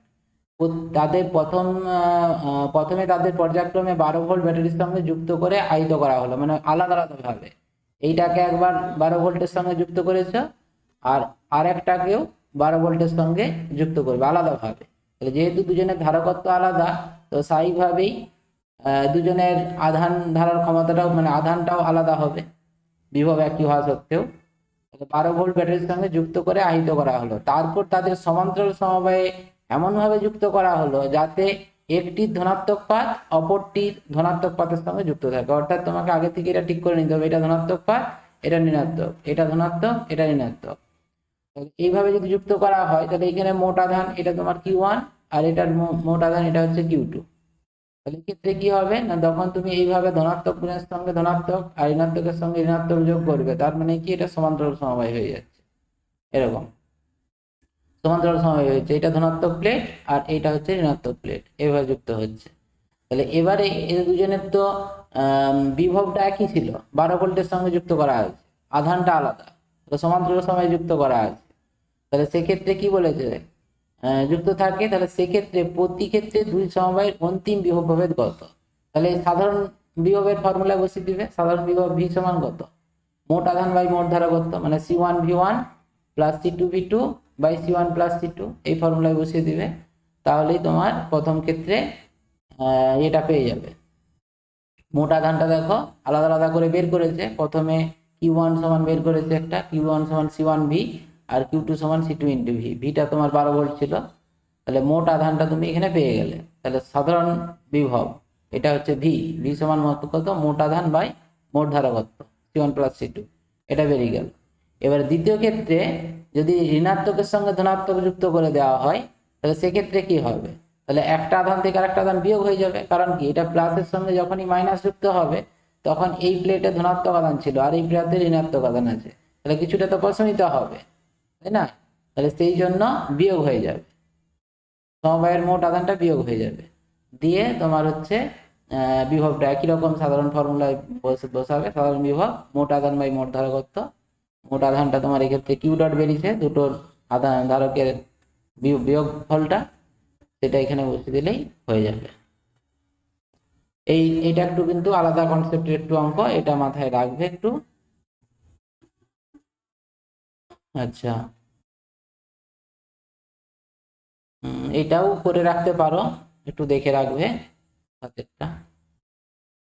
আচ্ছা, নেক্সট হচ্ছে তোমার বিভিন্ন প্রকার যে ধারক হয়, এই ধারকগুলো সম্বন্ধে শুধু একটু জেনে রাখো, মানে ধারকের ব্যবহার ব্যাখ্যা করতে গিয়ে এইটা একটু কাজে লাগবে। যে কাগজ ধারক হয়, কাগজ ধারক এইগুলো দেখবে কোথায় থাকে জানো তো, এইগুলো বেশিরভাগ ব্যবহার করা হয় প্রত্যেকের বাড়িতে, যে সাবমার্সিবল থাকে না, সাবমার্সিবল বা পাখার যে কন্ডেন্সার বলি না, ওই কন্ডেন্সারটা হচ্ছে এই কাগজ ধারক। ঠিক আছে, মানে ওই যে ব্যাটারির মতন দেখতে যেটা হয়, মানে সাবমার্সিবলে একটু লম্বা টাইপের হয়, একটু বড় হয়, আর পাখার মধ্যে যেটা থাকে সেটা একটু ছোট সাইজের হয়। তো সেইগুলো কাগজ ধারক, এটা ক্যাপাসিটার আমরা যেটা বলছি ওইটা এখানে লাগানো থাকে। এমনি কিভাবে কাজ করে সেই কাজগুলো এখন বলা যাবে না, কারণ এটা এসি সার্কিটে এর কিরকম ব্যবহার, সেটা আমরা যখন এসি সার্কিট পড়ব তখনই এই ব্যবহারটা সম্বন্ধে সঠিক বুঝতে পারবো। জাস্ট এটা একটু ধরে রাখো যে কাগজ ধারকও হয়, এর ব্যবহারটা এই ক্ষেত্রে কাজে লাগানো হয় আর কি। তারপর একটা পরিবর্তনশীল বায়ু ধারক, এটা কিরকম দেখতে পাচ্ছ যে ছবিটা, এখানে কতগুলো এরকম সমান্তরাল হচ্ছে পাত থাকবে, সেই পাতগুলো পরস্পরের সঙ্গে একটা নির্দিষ্ট দূরত্বের মধ্যে থাকবে, এই প্রত্যেকটা পাতের মধ্যে দূরত্ব একটা নির্দিষ্ট থাকবে। এবারে যখন এই নবটার সাহায্যে এটাকে ঘোরাবে, তখন কি হবে না, এখন দেখো এই পাতটা এটা গোলাকার হয় আর কি, পুরো চাকতি এরকম পুরো গোল হয়। সবগুলো থাকে না, প্রত্যেকটা এরকম অর্ধচন্দ্রাকার থাকছে। তো এবারে যখনই তুমি এইভাবে ঘুরিয়ে দিবে তখন কি হবে, এর কিছুটা ক্ষেত্রফল কমে যাচ্ছে, মানে এই একটা পাত আর একটা পাত এরকম যখন একদম পুরোপুরি সমান্তরাল হয়ে থাকবে, তাহলে দুজনের ক্ষেত্রফল সমান হবে। তাহলে আমরা যেটা জানি সি সমানুপাতিক হয় এরিয়ার সঙ্গে সমানুপাতিক হয়, কিন্তু যখনই এটাকে রোটেট করে দিবে তখন কিন্তু কিছুটা ক্ষেত্রফল কমে যাবে। এটাকে যখনই কিছুটা ঘুরিয়ে দিবে, ঘুরিয়ে দিলেই তখন ক্ষেত্রফলটা কমে যাবে, আর এই ক্ষেত্রফলটা কমে গেলেই ধারকত্ব কমে যাবে। তার জন্য কিছু ঘটনা ঘটে, সেইগুলো আমরা ওই এসি সার্কিটেই জানতে পারবো। যেমন এটার কাজে লাগানো হয় যে যে পাখার যে রেগুলেটর, এখন বর্তমান দিনে যে ক্যাপাসিটর মানে ইলেকট্রনিক্স যে রেগুলেটর গুলো বোর্ডে লাগানো থাকে, বা পুরোনো দিনের যে ভিডিও এই রেডিওগুলো ছিল, রেডিও টেলিভিশন, তার যে ভলিউমটা, মানে এখনো দেখবে বিভিন্ন হোম থিয়েটারে যেগুলো রিমোট কন্ট্রোলার নয়, এমনি ম্যানুয়ালি যে ভলিউমটাকে কন্ট্রোল করা হয়, সেই সমস্ত জায়গায় এই ধারকগুলো ইউজ করা হয়, পরিবর্তনশীল বায়ু ধারক। আর বায়ু পরিবর্তে এই জায়গায় অনেক সময় অভ্রপাত বা মাইকা প্লেটকেও প্রবেশ করানো হয়ে থাকে কিছু কিছু ক্ষেত্রে, যেটা এই যে অভ্রধারক বলেছে। অভ্রধারক মানে জাস্ট এইটাকেই তোমার ওই মাইকা প্লেট প্রবেশ করে দিলে অভ্রধারক হয়ে যাবে, ঠিক আছে। এই যে বেতার গ্রাহক যন্ত্রে, যে বেতার গ্রাহক যন্ত্র বা অন্যান্য ইলেকট্রনিক যন্ত্রপাতিতে এই ধরনের ক্যাপাসিটর ব্যবহার করা। যে রেডিও টিভিতে এই যে নবগুলো, এইগুলো হচ্ছে তোমার ওই কন্ডেন্সার, এই যে নবগুলো থাকে। আর তড়িৎ দ্রব ধারক থাকে, মানে তড়িৎ বলতে তড়িৎ বিশ্লেষ্য পদার্থ, এরকম দুটো প্লেট সমান্তরাল পাত, এটাকে যখন কোনো পদার্থ তড়িৎ বিশ্লেষ্য পদার্থ হিসাবে এখানে কোনো পদার্থকে ঢেলে দিবে, তার জন্য এর ধারকত্বটা চেঞ্জ হয়ে যায়, সেটা এরকম একটা তড়িৎ বিশ্লেষ্য ধারক বলা হচ্ছে আর কি। বিভিন্ন কাজে এগুলো ইউজ করা হয়, একটু জেনে রাখ, আর কিছু নেই এখান থেকে, সেরকম কোনো কোশ্চেন থাকে না। আর এই আহিতকরণ আর চার্জিং ডিসচার্জিংটা, এটা এখানে অতটা দরকার হয় না, তবু একটু বলে রাখি, মানে এটা অ্যাকচুয়ালি কাজে লাগবে তোমাদের ওই এসি যখন পড়বো সেই জায়গাটা একটু দরকার হবে। মানে যখন কোনো একটা ধারককে তুমি ব্যাটারির সঙ্গে যুক্ত করবে, এরকম ব্যাটারির সঙ্গে যুক্ত করবে, সঙ্গে সঙ্গেই এ কিন্তু ভি বিভবে আহিত হয় না। মানে যেমন ভাবে বলছিলাম যে কোনো ধারকের যে শক্তি নির্ণয় করা হয়, ধারকের যখন শক্তি নির্ণয় করা হয় তখন কিরকম বলেছিলাম যে একটা প্রথমে কিউ পরিমাণ আধান দিলে, তারপরে একটা আধান দিলে 1 কুলম আধান দিলে, তারপর 2 কুলম 3 কুলম, এরকম প্রত্যেকটার আধান দেওয়ার জন্য একটার জন্য আরেকটাকে ঠেলে প্রবেশ করাতে হয়, যে জন্য একটা এক্সটার্নাল একটা কৃতকার্য করতে হয়, অগ্রাণ করতে হয়। সেই ওয়ার্কডানটাই এখানে কিন্তু তড়িৎ শক্তি হিসেবে সঞ্চিত হয়। এখানেও সেই ব্যাপারটা, যে যখনই তুমি কোনো ব্যাটারির সঙ্গে যুক্ত করবে সঙ্গে সঙ্গেই চার্জ হয় না, মানে প্রথমে পুরো খালি থাকে, সেই জন্য কি হয় না, আধানটা খুব দ্রুত এতে স্টোর হয়।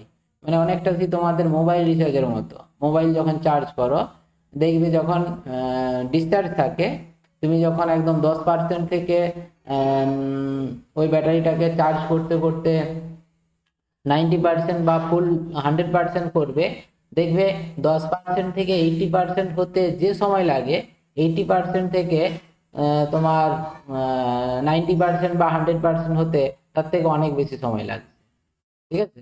মানে ধরে নাও আমি উদাহরণ হিসেবে বলছি, যে জিরো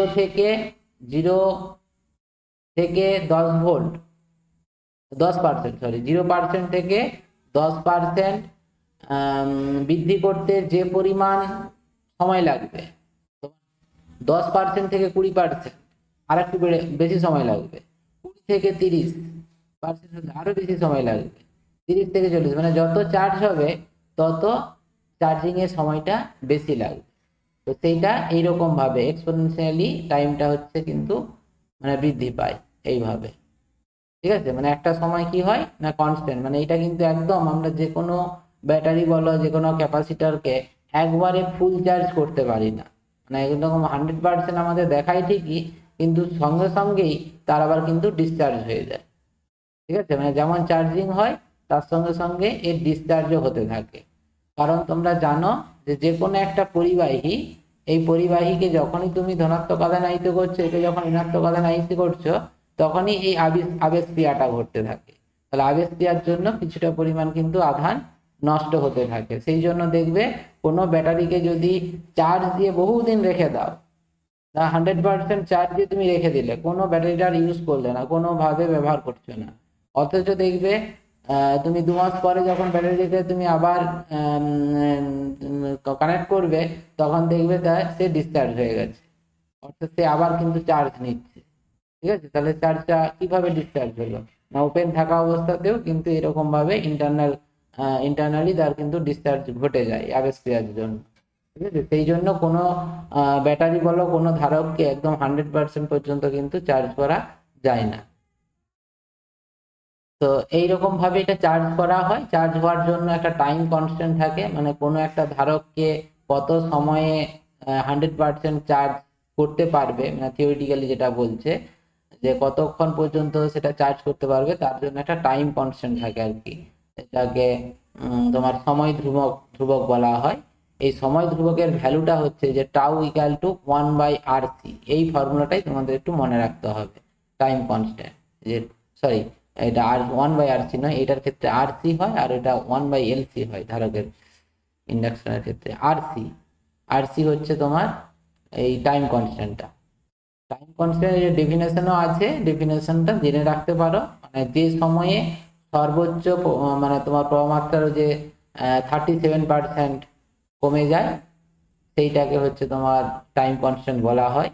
রাশিমালাটা শুধু এখানে জেনে রাখবে, সংজ্ঞাটা অতটা দরকার নেই। একই রকম ডিসচার্জের ক্ষেত্রেও তাই হবে, ডিসচার্জের ক্ষেত্রেও ওই সময় ধ্রুবকের ডেফিনেশন একই রকম ভাবে এটা বলা হবে।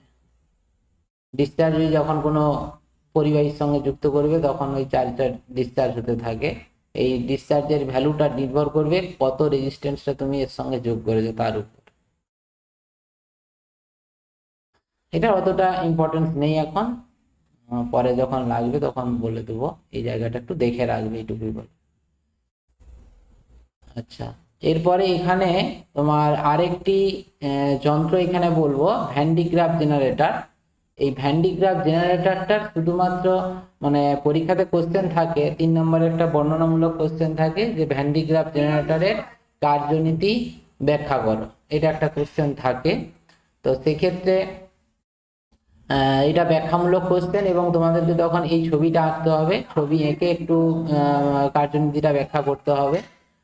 তো এই যন্ত্রের ব্যবহারটা একটু জেনে রাখতে হবে। ব্যবহারটা হচ্ছে কি না, যে কোনো একটা ধারককে উচ্চ বিভবে আহিত করতে এই ভ্যান ডি গ্রাফ জেনারেটর ব্যবহার করা হয়।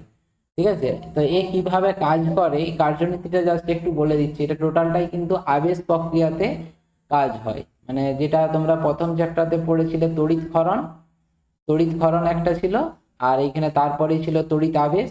এই দুটো প্রক্রিয়ার মাধ্যমে এই যন্ত্রটা কিন্তু কাজ করে। তো এইখানে যন্ত্রের মধ্যে এই যে গোলকটা এইটা হচ্ছে একটা ধাতব গোলক, আর এইখানে একটা ব্লেড থাকে, এই যে হুইল, যেটা দুটো C1 আর C2, সরি A এবং B, এই দুটো হচ্ছে একটা চাকা, মানে হুইল। তো এইটার সঙ্গে একটা অন্তরক রাবার তোমার হচ্ছে বেল্ট থাকে, রাবারের বেল্ট, যেরকম ধান ভাঙা কল বা গম ভাঙা কলে সেই একটা বেল্ট এরকম ভাবে দুটো চাকার মধ্যে ঘুরতে থাকে না, ঠিক সেরকম এরকম একটা বেল্ট যুক্ত করা থাকে। এটা কিন্তু অন্তরক পদার্থ দ্বারা তৈরি। এবারে তুমি এই গোলকটাকে ধরে নাও ধনাত্মক আধানে আহিত করতে চাইছো, তো কিভাবে এটা আহিত করবে? তার জন্য এখানে এরকম একটা ধাতব কোনো একটা পরিবাহী, যেটা এরকম চিরুনির মতন দাঁড়া থাকবে, এইটা ধাতব একটা পরিবাহী যেটা চিরুনির মতন দাঁড়া থাকবে। সেটার সঙ্গে যেটা ধনাত্মক আধান আহিত করতে চাইলে তাহলে এইখানে একটা ব্যাটারি যুক্ত করবে, যার ধনাত্মক প্রান্তটা তোমার এইটার সঙ্গে যুক্ত করা থাকবে, আর ঋণাত্মক প্রান্তটা গ্রাউন্ড করা থাকবে, যেটা এখানে ব্যাটারির বদলে ডিসি জেনারেটর বলেছে আর কি, মানে যেটা একটা কন্টিনিউয়াস তোমার ভোল্টেজ দিতে পারে, সেরকম একটা ডিসি জেনারেটর এখানে যুক্ত করা আছে, যার ধনাত্মক প্রান্তটা এই সি এর সঙ্গে, মানে সি দাঁড়ার সঙ্গে যুক্ত করা থাকবে। এবারে এই বৈদ্যুতিক মোটরের সাহায্যে এটা যদি ঘোরাতে থাকো, তাহলে এও ঘুরতে থাকবে, আর এ ঘুরলেই ব্লেডটা আস্তে আস্তে উপরের দিকে উঠে যাবে। যেহেতু এই ধাতব যে চিরুনিটা সেটা আহিত হয়ে গেছে, অর্থাৎ ধনাত্মক আধান আহিত হয়েছে, সে কি করবে, তড়িৎক্ষরণ ক্রিয়ার জন্য এই তোমার হচ্ছে ব্লেডটা, যে বেলটা ঘুরছে সেই বেলটা আহিত, ধনাত্মক আধানে আহিত হলো যখন স্পর্শ করলো। এবারে ও যেহেতু অন্তরিত, সেই জন্য কি হচ্ছে, এ তো আধানটা সঞ্চালিত হতে পারছে না। যখনই এবারে এই চাকা ঘুরছে, আধানটা আস্তে আস্তে উপরের দিকে উঠে যাচ্ছে। এবারে এখানে তোমার S1 আর S2 দুটো ফুটো আছে, গোল গোল দুটো ফুটো আছে, সেই ফুটোর মধ্য দিয়ে তারটা মানে বেলটা প্রবেশ করছে। গিয়ে এখানে আরেকটি তোমার চিরুনি আছে, ধাতব চিরুনি, সেই ধাতব চিরুনিতে ওই আধানটা সংস্পর্শে আসছে। আসার পরেই যেহেতু তোমরা জানো যে কোনো একটা পরিবাহীর, ধরো এখানে তোমার কোনো আধান আছে, যখনই এটা একটা কোনো পরিবাহী তার দ্বারা যুক্ত করবে, এই যদি আধান থাকে, যেহেতু পরিবাহী আধান বাইরের পৃষ্ঠে অবস্থান করে, সেই জন্য কি হবে, এই আধানটা দ্রুত এই জায়গায় চলে যাবে।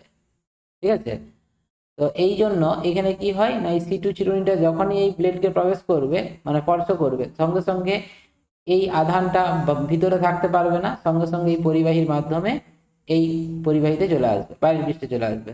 তাহলে ফলে ব্লেডটা কি হবে, বেল্টটা, সেই বেল্ট কি হবে তোমার তড়িৎহীন হয়ে যাবে। সেই জন্য আবার সে ঘুরে আসবে, নিচে আসলো এদিকে, এদিকে কিন্তু তোমার আধান থাকছে না, এসে আবার এইখানে সংস্পর্শে আসবে, আসার পর আধান নেবে, নিয়ে এইভাবে যাবে। তাহলে কন্টিনিউয়াসলি এই যে বেল্টটা আবর্তন করছে, এই বেল্টটার প্রত্যেকটা অংশ যখনই এই C1 চিরুনিকে স্পর্শ করবে, আধান এখান থেকে নেবে, নেওয়ার পরে C2 চিরুনিতে যখন স্পর্শ করবে, C2 চিরুনির মাধ্যমে আধানটা চলে যাবে এইগুলোকে। ঠিক আছে, আধানটা গিয়ে ওকে আহিত করবে। তাহলে এইরকম ভাবে বেল্ট যত ঘুরাতে থাকবে, তত আধানের সঞ্চার হতে থাকবে এবং উচ্চ বিভবে একে কিন্তু আহিত করা যাবে। ঠিক আছে, তো যেটা কিন্তু স্বাভাবিক কোনো নিয়মে, অর্থাৎ তোমরা যেটা প্রথমে পড়েছিলে, কোনো একটা পরিবাহী আর একটা পরিবাহী, এদেরকে যদি তোমরা জাস্ট যোগ করো, তাহলে সেক্ষেত্রে একটা আধান থেকে আর একটা পরিবাহীতে আধানটা ট্রান্সফার হবে, তখনই যতক্ষণ এদের মধ্যে বিভবের পার্থক্য থাকবে। ঠিক আছে, তাহলে বিভবের পার্থক্য যখনই সমান হয়ে যাচ্ছে, বিভব পার্থক্য যখনই শূন্য হয়ে যাচ্ছে, আধান কিন্তু ট্রান্সফার হবে না। এবারে সেক্ষেত্রে উচ্চ বিভবে আহিত করতে হলে এই পরিবাহীটাকে, ধরো এ পরিবাহী আর বি পরিবাহী, যদি বি কে আহিত করতে চাও উচ্চ বিভবে, তাহলে এ পরিবাহীটাকে বি পরিবাহীর থেকেও উচ্চ হতে হবে। ঠিক আছে, তো সেই হিসাবে এইভাবে আহিত করাটা কিন্তু খুবই কমপ্লিকেটেড হয়। কিন্তু এইভাবে যদি আমরা আহিত করি, তাহলে সেক্ষেত্রে একটা খুব নিম্নমানের, ধরে নাও 5 ভোল্ট বিভবে আহিত এরকম কোনো তড়িৎ উৎস যদি যোগ করি, সেটার সাহায্যে 5000 ভোল্ট পর্যন্ত আধান আহিত করতে পারবো, যত বিভব চাইবো আর কি। অবশ্যই একটা নির্দিষ্ট সীমা থাকে, যেই বিভবের থেকে বেশি বিভব হলেই এ মোক্ষণ ঘটে যাবে, অর্থাৎ তড়িৎ মোক্ষণ যে ঘটনাটা ঘটে, সেই তড়িৎ মোক্ষণের ঘটনাটা ঘটে যাবে, আধানটা কিন্তু আর তখন ধরে রাখতে পারবো না। ঠিক আছে, তাই হোক, ওটা একটা স্পেশাল কেস আছে, মানে একটা উচ্চ বিভবে তুমি এখান থেকে কিন্তু এদেরকে আহিত করতে পারো। ঠিক আছে, তো এইখানে যদিও একটু আবেশ ক্রিয়াটা বলা আছে, আবেশ ক্রিয়ার মাধ্যমে আহিত হয়, মানে এখানে কি বলছে, যখনই এই যে C2 যে দাঁড়ার কাছে এই এটা প্রবেশ করছে, তখন কি হবে, এই ধনাত্মক আধান একে ঋণাত্মক আধান আবিষ্ট করবে, আর দূরবর্তী প্রান্ত ধনাত্মক আধান আবিষ্ট হবে, দিয়ে এই গোলকে আধানটা সঞ্চার হবে। এই জিনিসটা এখানে বলা আছে। আর আমি যেভাবে বললাম যে গোলকের কেন্দ্রে যখনই আধান প্রবেশ করবে, যেহেতু ওইটা একটাই পরিবাহী হিসাবে তখন আচরণ করছে, আধান বাইরের পৃষ্ঠে চলে যেতে চায়, সেই জন্য আধানটা ওখান থেকে মানে ব্লেড থেকে, সরি ব্লেড নয়, বেল্ট থেকে সরাসরি পরিবাহীর উপর পৃষ্ঠে চলে যাবে। এই ব্যাপারটা এখানে বলতে পারো। ঠিক আছে, একটু পড়ে দেখবে, মানে খুব জটিল কিছু ব্যাপার নয়, একটু পড়ে দেখবে, মানে এটা বর্ণনামূলক কোশ্চেন পড়ে, কিন্তু সেইটা কোনোভাবেই এটা অ্যাটেম্প না করাই ভালো, কারণ এক্ষেত্রে সময়টা অনেক বেশি লাগবে। ঠিক আছে, কারণ এই ছবিটা আঁকতে হবে, তারপরে এই লেখাটা, এর কার্যনীতি যেটা আছে, কার্যপ্রণালী, এই কার্যপ্রণালীটা তোমাকে ব্যাখ্যা করতে হবে।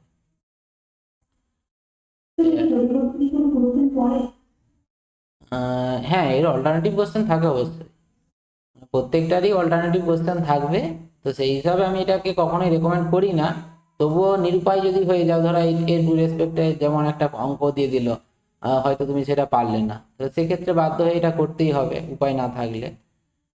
এই কারণেই করিয়ে রাখা আর কি, একটু জেনে রাখা। এমনি এর সেরকম এই থিওরিটা ততটা ইম্পর্টেন্ট নেই, ঠিক আছে। তো এইটা আরো এই কারণে বলে রাখা, যেমন ধরো এইরকম ধরনের একটা অঙ্ক থাকে যে ভ্যান ডি গ্রাফ জেনারেটরে তড়িৎদ্বারের ধাতব গোলকের বিভব দেওয়া থাকে, চারদিকের মাধ্যমে তড়িৎ প্রাবল্য দেওয়া আছে, ন্যূনতম ব্যাসার্ধ কত, এইরকম একটি কোশ্চেন দিয়ে দিল। তাহলে সেক্ষেত্রে তুমি যে তোমাদেরকে যদি ভ্যান ডি গ্রাফ জেনারেটর না পড়াই, তাহলে প্রথমেই ভ্যান ডি গ্রাফ জেনারেটর যখনই দেখবে তখনই ভাববে ভাই আমাদের তো sir Van de Graaff generator পড়ায়নি, তাহলে অঙ্কটা তো করতে পারবো না, ওখানে তো কোনো অঙ্ক পড়িনি। প্র্যাকটিক্যালি এর কোনো থিওরি নেই, মানে এই থিওরি দিয়ে কোনো অঙ্ক করার জন্য এর কোনো থিওরি নেই। এই টোটাল অঙ্কটা করা হবে কিন্তু ধারকত্ব বা তড়িৎ ক্ষেত্র তড়িৎ বিভবের কনসেপ্ট থেকে, ঠিক আছে। যে গোলকটার বিভব মানে যে ধাতব গোলকটাকে তুমি আহিত করছো তার বিভবটা দেওয়া আছে, তার চারদিকের মাধ্যমে তড়িৎ প্রাবল্য এটা দেওয়া আছে, ন্যূনতম ব্যাসার্ধ মানে প্রাবল্য ই দেওয়া আছে, তাহলে ব্যাসার্ধটা কত হতে হবে, ঠিক আছে। তাহলে সেই ব্যাসার্ধটা এই ক্ষেত্রে দূরত্ব হবে, কারণ ই সমান হচ্ছে ভি বাই ডি, ওই ফর্মুলা, সেই ফর্মুলা থেকে এটা হয়ে যাচ্ছে। মানে এখানে যে ব্যাসার্ধটা গোলকের যে ব্যাসার্ধ সেটাই হবে ওই দূরত্ব।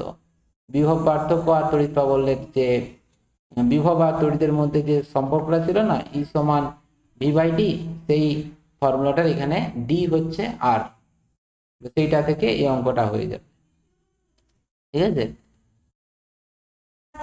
আচ্ছা, এবার এখান থেকে যে বিবিধ অঙ্কগুলো আছে এই অঙ্কগুলো করবে, যেমন এই একের অঙ্কটি ভালো করে করবে, এটা এমসিকিউ এর মধ্যে থাকে, দেখতে পাবে তোমরা যখন এমসিকিউ করবে তার মধ্যে এই অঙ্কটা থাকে। হুম, আর আগের দিন আমি তোমাদেরকে যে অঙ্কটা স্টার্ট দিতে বলেছিলাম আজকে বুঝিয়ে দিলাম যে অঙ্কটা, সেই অঙ্কটা হচ্ছে এইখানে একটা অঙ্ক আছে, যে ব্যাটারি যুক্ত করে আর খুলে নেওয়া, এই ব্যাপারটা দিয়ে যেটা আছে সেটা একটা। আর এই সমবায়টাও তোমার এমসিকিউ বা কম্পিটিটিভ পরীক্ষার ক্ষেত্রে এই তিনের অঙ্কটা এটা দরকার হয়, জাস্ট গুণোত্তর প্রগতি অ্যাপ্লাই করলেই হয়ে যাবে। আচ্ছা, আর এই অঙ্কটা এটাও আমি করতে বলছি, এটা জাস্ট তুল্য ধারকত্ব, এটা হচ্ছে মিশ্র সমবায়ে তুল্য ধারকত্ব নির্ণয়। তার মানে এই ক্ষেত্রে দেখতেই পাচ্ছ C2 এবং C3 সমান্তরাল সমবায়ে আছে, তাহলে এদের প্রথমে ধারকত্ব বের করবে, মানে 3 আর 6 সমান্তরাল সমবায়ে যুক্ত আছে, মানে তুল্য ধারকত্ব 9 হচ্ছে, 9 এর সঙ্গে 3 আবার শ্রেণী সমবায়ে আছে, সেই জন্য তোমার তুল্য ধারকত্ব 1/c ইকাল টু 1/3 প্লাস 1/9 এটা হচ্ছে, ঠিক আছে। এইভাবে তোমার তুল্য ধারকত্বটা নির্ণয় করা হয়। আচ্ছা,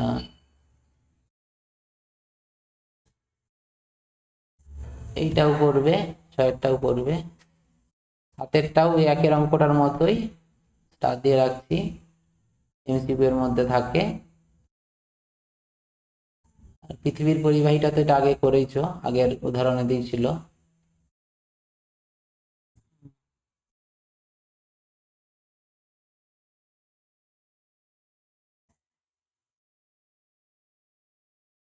আচ্ছা, এই অঙ্কটাও স্টার দিয়ে রাখছি, 12 অঙ্কটা, এটাও তোমাদের মানে প্রশ্নবিদটাতেও আর থাকে।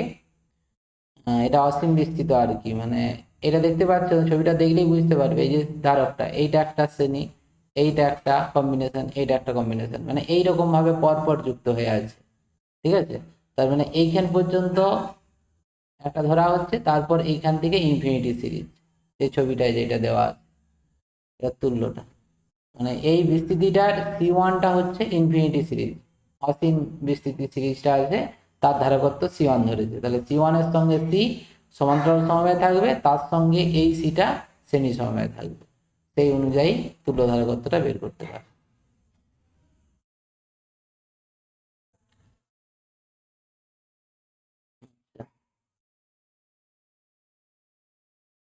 এইখানে বাকি এবারে এই অঙ্কগুলো করলে এই অঙ্কগুলো পারবে, এগুলো আর কিছু নেই, জাস্ট নিজেরা একটু দেখে চেক করে নিবে পারছো কিনা, তাহলেই হবে।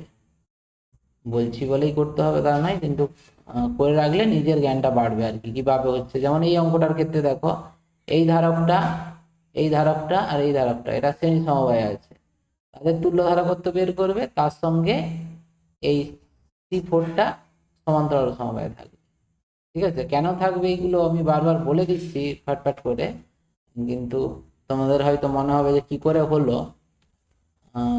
এটা হচ্ছে, একটু বলে দিই দেখো, মানে প্রথমে এই যে ব্যাটারি যুক্ত করছো এই বিন্দুটা আর এই বিন্দুটা, এইটা ভাবো, এইখানে এসে দেখো দুটো রাস্তা পাচ্ছ, এইদিকে একটা রাস্তা, এইদিকে একটা রাস্তা। তাহলে এই রাস্তার মধ্যে দিয়ে যে পরিমাণ আধান যাবে সেই পরিমাণ আধান এর মধ্যে দিয়ে যাবে এবং সেইটাও এখানে আসবে। তারপর এই দিকে যে আধানটা এলো এখান থেকে এখানে এসে প্রবেশ করবে এখানে। তো সেই হিসাবে এইটার মধ্য দিয়ে যে পরিমাণ আধান যাচ্ছে এই তিনজনের মধ্য দিয়ে আধান যেহেতু একই যাচ্ছে সেই জন্য এরা শ্রেণী সমবায় আছে। তাহলে এইটা যেহেতু তিনজন মিলে এরা শ্রেণী সমবায় আছে, তাহলে এই ধারকটা আর তখন এই C4 তখন সমান্তরাল সমবায় থাকবে, কারণ দুজনের তখন বিভব পার্থক্যটা সমান হবে। ঠিক আছে, তাহলে এইরকম ভাবে ভেবেই আমরা কিন্তু এটা বলতে পারছি যে কোনগুলো শ্রেণী সমবায় আর কোনটা সমান্তরাল সমবায়।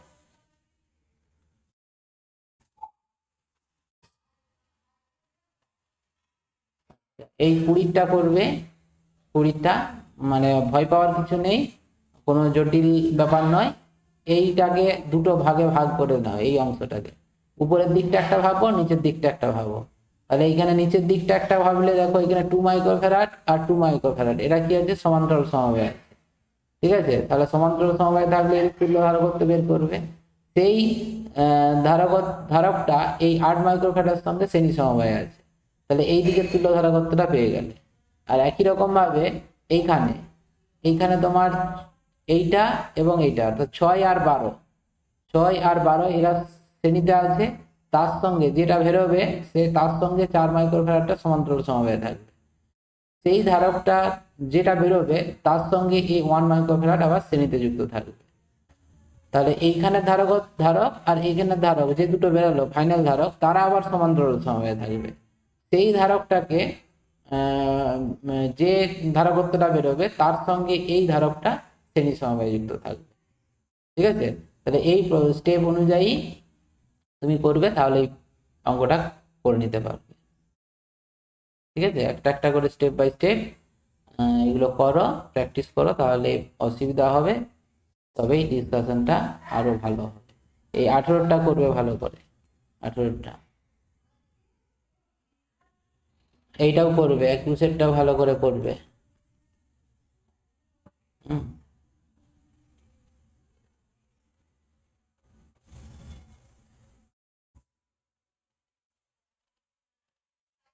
এইটা 26এরটা করবে, 26। আচ্ছা, এই 27এরটা বলে রাখি, 27এরটা অ্যাকচুয়ালি এই ধারকে অতটা পড়ে না, এটা তোমার রোধের সমবায় পড়ে, রোধ থাকে, রোধের ক্ষেত্রে এটা করতে হয়। যেটা মুখস্থ থাকে, মানে মেনলি এটা MCQ এর ক্ষেত্রেই হয়, মুখস্থ রাখতে হয় আর কি। 5-এর 6 আর হয়, এটা যেমন 6/5C হয়েছে, রেজিস্ট্যান্স হলে তুল্য রোধ যখন বের করতে পারবে এটা তখন 5-এর 6 আর হয় আর কি। এটা তখন করবে পরে, ওই জায়গায় বলবো কার্শফ সূত্রকে কাজে লাগিয়ে করতে হয়। তো এখন এটা আমি বলছি না, এটা এখন আমি পেন্ডিং রাখছি, এটা তোমাদের পরের চ্যাপ্টারেই আছে প্রবাহী তড়িৎ, ওইটা পড়ানোর পর তারপর এটা একটু তখন বলে দেবো। ঠিক আছে, এইটা এখন আমি রেখে দিচ্ছি। আচ্ছা, 29এরটা করবে জাস্ট ফর্মুলা পুটিং, এইগুলোই হলো।